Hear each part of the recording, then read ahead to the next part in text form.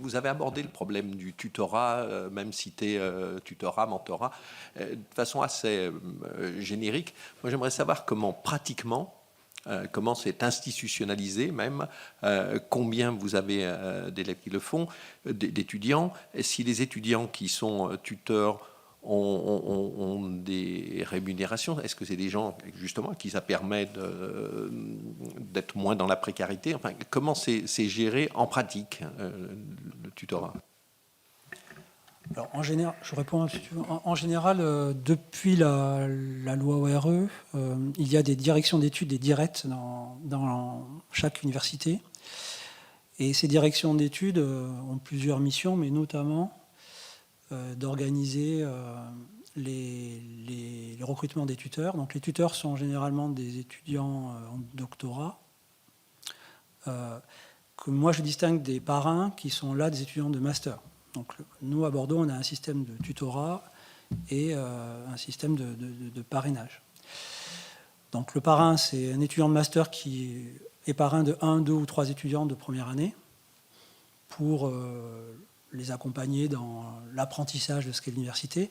Le tuteur, lui, il est aidant, c'est-à-dire qu'il fait des permanences à la bibliothèque. Les étudiants peuvent le rencontrer et peuvent, s'agissant des travaux dirigés, confronter avec lui la préparation. Et le tuteur se distingue du chargé de travaux dirigés qui, lui, et l'enseignant qui va évaluer. Voilà comment ça se passe chez nous. Alors, nous, le système est un peu différent. Pour le coup, on a des tuteurs qui donnent des deuxièmes travaux dirigés, si vous voulez. C'est-à-dire qu'on sélectionne parmi des étudiants, souvent étudiants de master, parfois de doctorat non financés. Donc, c'est un cercle vertueux, vous avez raison. S'ils sont financés, bien entendu, on leur paye des vacations. Hein. On sélectionne des jeunes gens. Donc, en général, des jeunes gens qui ne sont pas très loin aussi des étudiants en âge, parce que vous savez, ça crée une relation particulière, justement, de tutorat.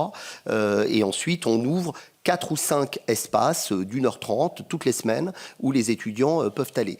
Donc ça fonctionne très très bien hein, pour les étudiants qui viennent. Voilà. La petite difficulté que je vois, c'est que parfois il y a des étudiants qui sont en difficulté qui ne vont pas en tutorat. Alors on le leur conseille, mais on ne peut pas rendre les tutorats obligatoires.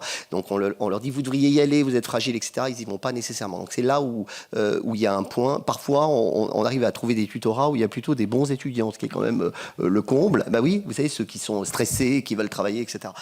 Donc là il faut qu'on s'améliore. Mais franchement, le système du tutorat, ça fonctionne bien parce qu'on arrive à réindividualiser justement en tutorat. Pratique, c'est quoi? C'est 10% c'est moins en pratique, oui. Je dirais c'est 7-8% à peu près. Ouais. Il y a un paradoxe, hein, parce qu'il y a une offre de services qui existe, oui, avec même des locaux qui y sont consacrés. Et à côté de ça, on a des officines de soutien privé qui jouent sur la prétendue ou le prétendu non-accompagnement des étudiants de première année. Alors que les services ne sont pas utilisés par tous les étudiants. Hein, puisque les permanences que l'on met en place, il arrive que sur une après-midi, le tuteur n'ait vu personne. Parce que sur 2000 étudiants, ce n'est pas normal. Donc on peut dire que la communication, pourtant, elle est faite, il y a des réunions de rentrée, il y a des semaines d'intégration, il y a beaucoup de dispositifs, mais c'est peut-être aussi une des différences entre les classes prépa. Nous ne sommes pas là pour materner les étudiants et nous avons des publics où nous estimons que c'est d'ailleurs un discours qu'on fait souvent en tant que doyen aux premières années. Vous devenez adulte, vous devenez responsable de votre destin, responsable de vos études. Et donc, à vous de vous saisir de toutes les potentialités, de toutes les opportunités qu'on vous offre. Donc, on ne peut pas aller voir 2000 étudiants de première année pour savoir est-ce que vous êtes bien allé à la séance de tutorat qui vous est proposée. Ça fait peut-être une petite différence. Nous, c'est vrai qu'à Saint-Étienne, on les materne, nos étudiants, mais parce qu'ils sont moins nombreux. Alors, qu'est-ce que vous voulez dans des structures comme Bordeaux, Lyon, enfin, voilà. Mais nous, on les materne un peu, et c'est pour ça, d'ailleurs, qu'ils restent. Y compris les très bons, d'accord? Parce que j'entendais parfois les meilleurs des meilleurs viennent tous à Paris. Non, on garde des très très bons. en province et de plus en plus, mais pour les garder, il faut qu'on sache adapter nos masters. Moi, j'ai mis en place des bourses d'excellence, j'ai mis en place des bourses de stage, j'ai mis en place de la professionnalisation dans les masters. Enfin, vous voyez ce que je veux dire, on n'attrape pas les mouches avec du vinaigre. Donc, si on veut que les très très bons restent, il faut les garder. Mais donc, nous, on les materne un peu. Mais en revanche, là où Jean-Christophe a totalement raison, c'est que c'est quand même ce qui est merveilleux à l'université pour ceux qui sont passés, c'est la liberté. Voilà. Et donc, cette liberté, on ne peut pas l'encadrer complètement, d'accord ? Donc, c'est vrai que les étudiants, ils sont quand même aussi libres de leur propre parcours. Donc, on essaie de les conseiller, de les materner un peu quand c'est possible, mais après, ils font leur choix.